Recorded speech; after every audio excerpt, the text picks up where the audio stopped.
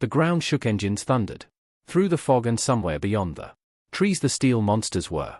Approaching May 10, 2025 Eastern.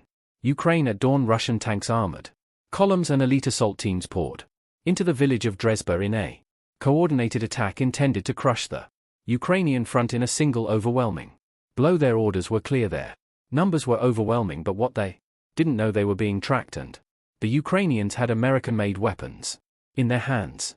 17 kilometers from the front line, hidden in silence, a lone M109 Paladin came online, supported by a circling drone and fed by real-time battlefield intelligence. It didn't just react, it was anticipated. It struck with such precision that the enemy never stood a chance. What followed was not a battle, it was a demonstration of modern warfare at its most lethal. How could 3 soldiers and a howitzer stop an entire attack in less than an hour?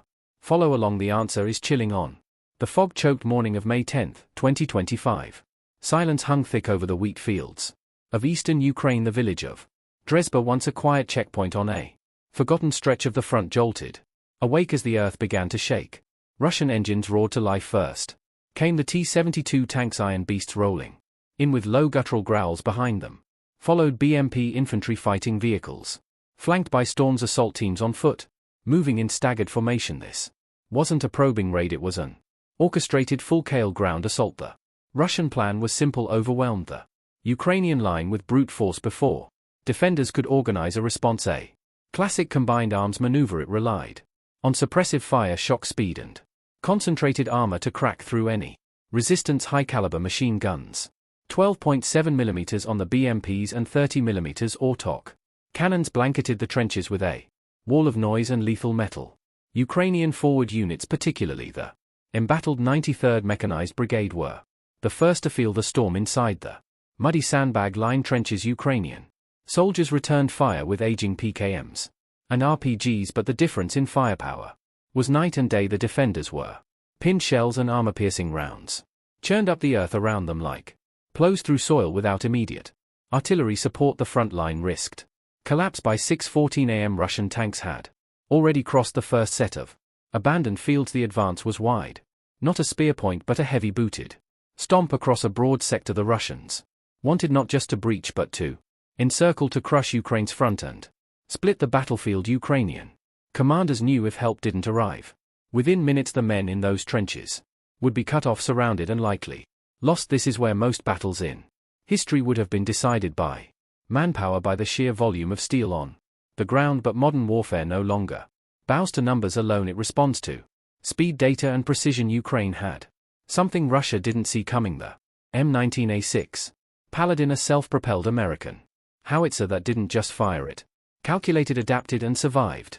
The Paladin wasn't on the front line, it was hidden in a shallow ravine 17 kilometers behind the contact zone, invisible to enemy drones and radar, but its range didn't need proximity. Its 155mm cannon could strike from afar and strike with pinpoint accuracy. What made the Paladin truly fearsome, however, wasn't just its firepower, it was its automated fire control system. Here's how it worked: when Ukrainian spotters relayed coordinates, either through ground observation or drone surveillance, the Paladin's onboard computer took over. It processed dozens of environmental variables in seconds: wind speed, barrel temperature, elevation, angle, even humidity and air density.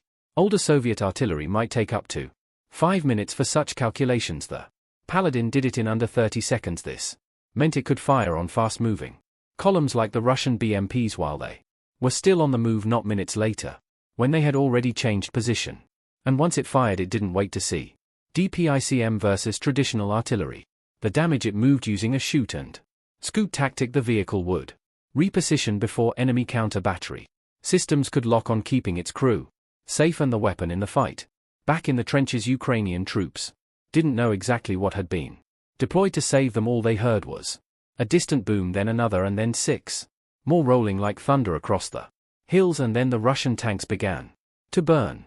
As the Russian formation surged forward, their confidence swelled with each meter gained. The initial trench line had begun to buckle. Ukrainian infantry, pinned by suppressive fire, were running low on munitions and time, but deep behind the line something had awakened, hidden beneath camouflage netting and brush. The American-made M109A6 Paladin rumbled to life. This wasn't just a howitzer, it was The embodiment of 21st century artillery. Evolution where firepower meets computation. The Paladin's crew moved like clockwork in less than a minute.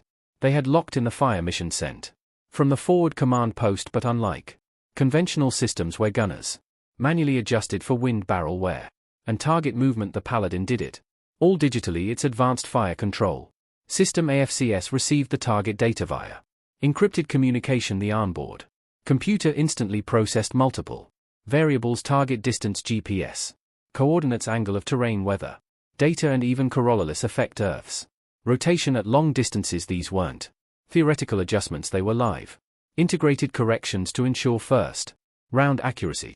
Then came the roar. A single 155mm shell tore into the sky, followed by another and another. The Paladin wasn't firing blindly into a grid square, it was shooting at a precise point calculated with scientific precision, aimed at the lead BMP units that had just crossed the southern tree line near Sector Echo. Within moments, the first Russian vehicle exploded in a flash of flame and smoke. The advancing column jerked in confusion. They had not yet identified the source.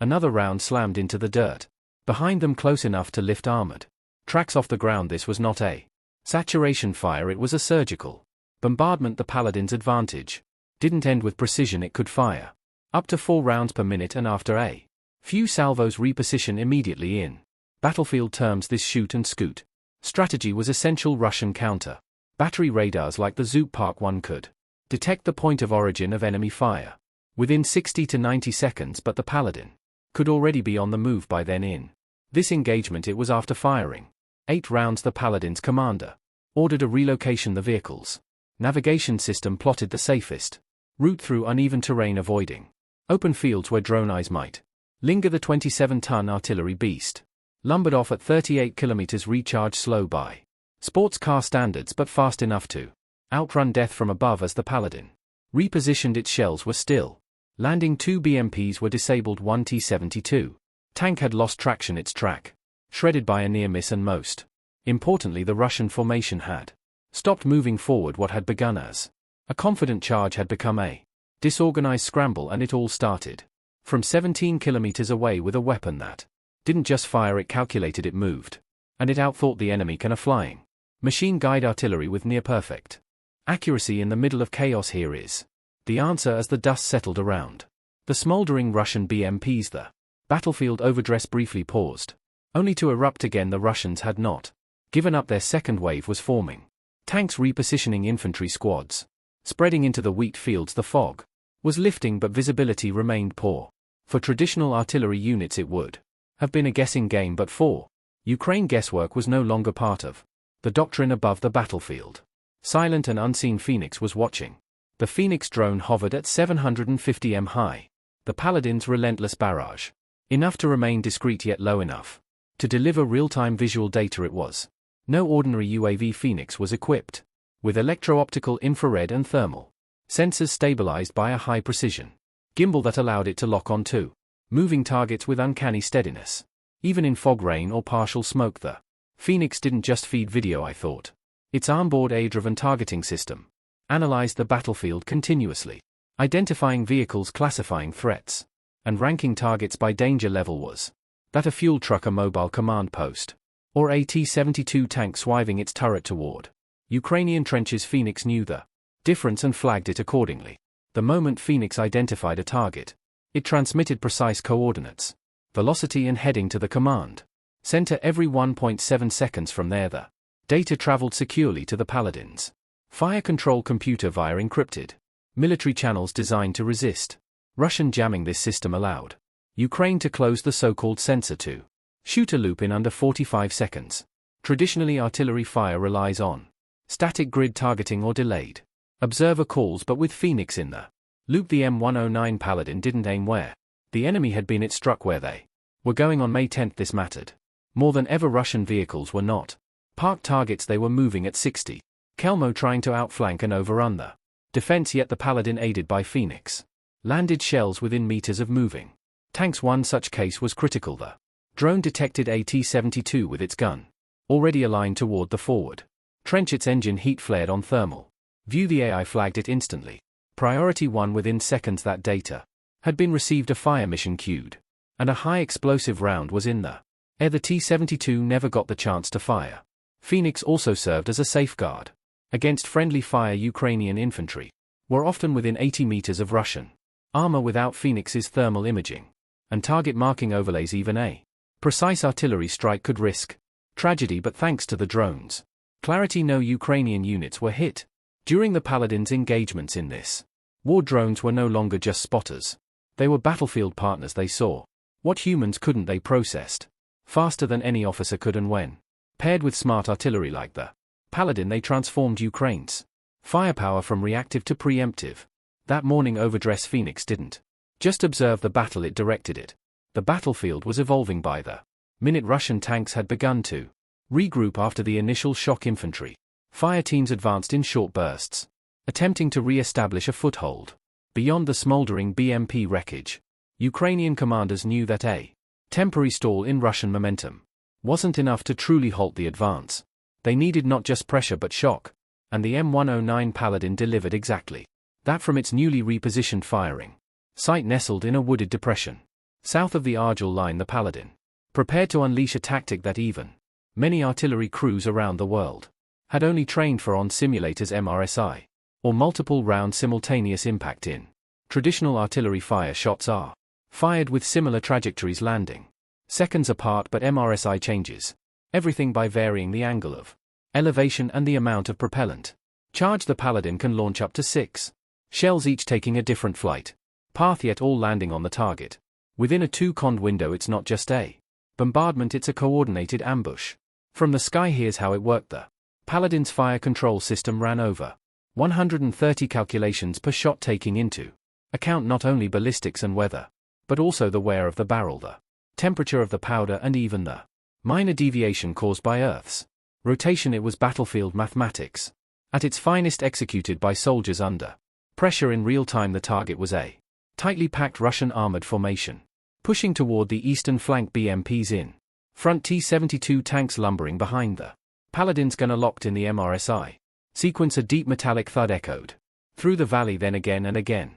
6 shots fired in quick succession, each shell vanishing along a different arc into the clouds. Seconds later, fire fell from the sky. All 6 shells landed almost simultaneously before the first explosion had even finished reverberating. The effect was immediate and catastrophic. 2 BMPs were destroyed outright, their armor shredded by high explosive fragmentation. A T-72 lost its track, grinding to a halt in the soft earth. The column broke formation. Some vehicles tried to reverse, others stalled completely. Ukrainian infantry in nearby trenches could hear the confusion, the shouting, the engine roars, and then silence. But the most devastating effect wasn't physical, it was psychological. Russian troops had no time to react, no warning, no understanding of how many guns had fired or from where to them.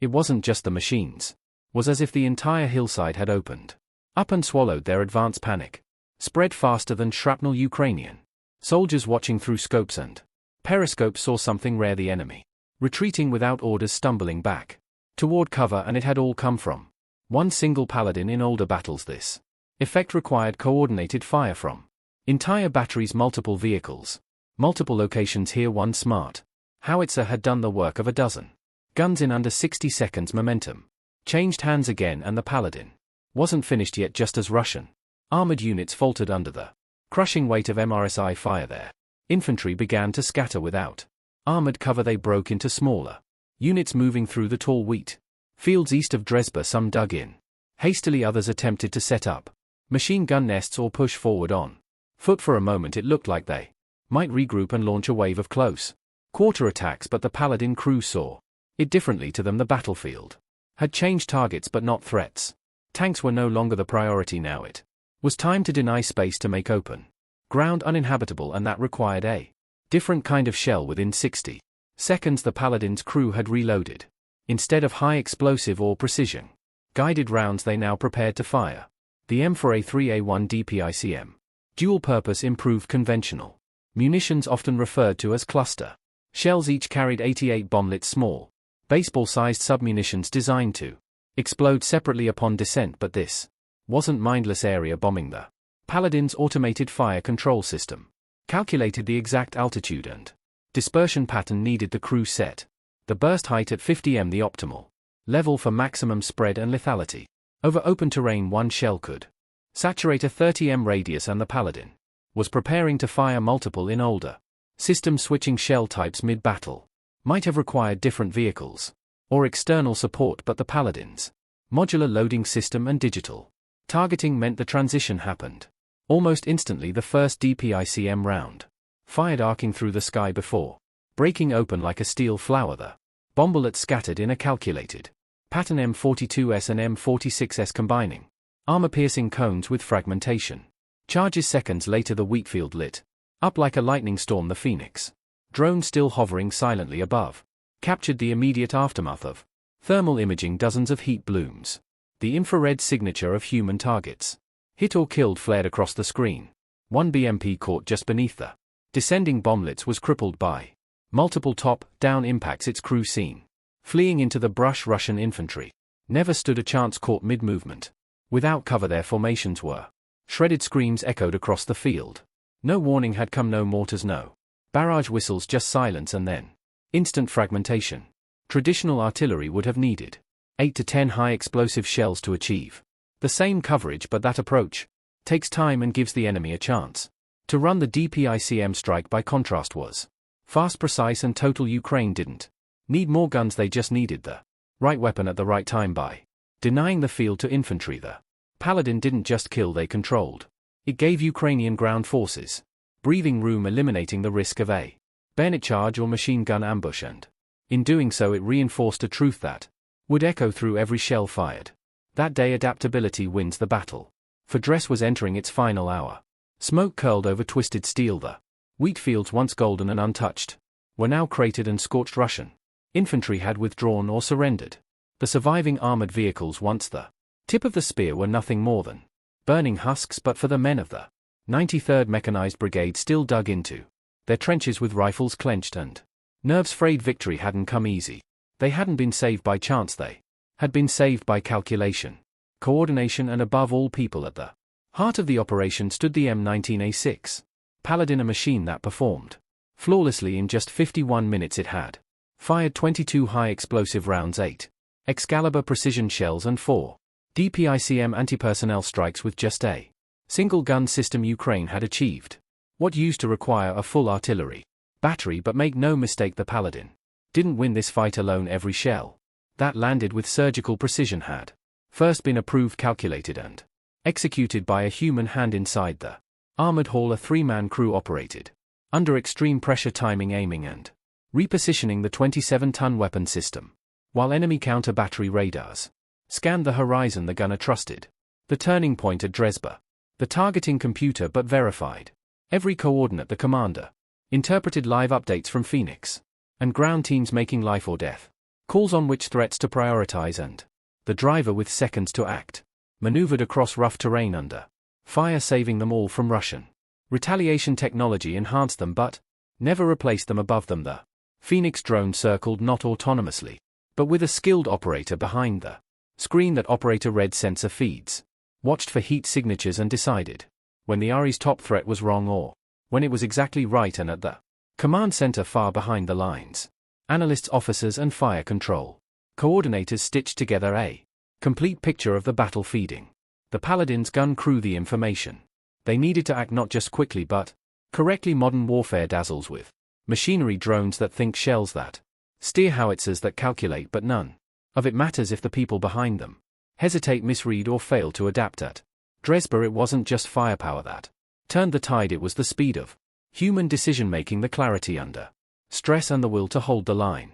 Even when outgunned, a $112,000 Excalibur shell means nothing in the wrong hands. But in the hands of a trained crew it becomes the difference between survival and collapse. So yes, the Paladin struck hard. Phoenix saw it all, and real-time data flowed like lightning across encrypted channels, but the true victory belonged to the men and women who stitched those pieces together, who made the system work when it mattered most.